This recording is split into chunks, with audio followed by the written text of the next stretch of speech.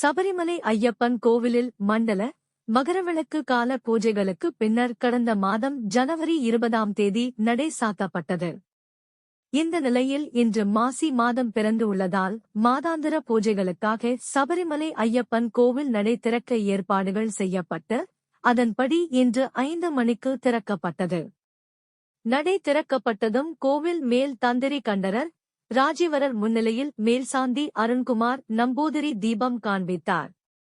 மீண்டும் இன்று காலை 5 மணிக்கு நடை திறந்ததும் நெய் அபிஷேகம் மற்றும் பூஜைகள் நடைபெற உள்ளன. இதனைத் தொடர்ந்து பக்தர்கள் தரிசனத்திற்கு அனுமதிக்கப்படுவார்கள். இதையடுத்து இன்று அதிகாலை 5 மணி தொடங்கி மதியம் 1 மணி வரையிலும், மாலை 5 மணி தொடங்கி இரவு 10 மணி வரையிலும் கோவில் நடை திறந்திருக்கும்.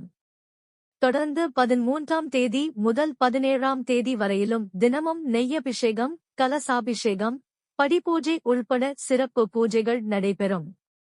17ஆம் தேதி இரவு 7 மணிக்கு படிபூஜை முடிந்ததும் 10 மணிக்கு நடை அடைக்கப்படுகிறது.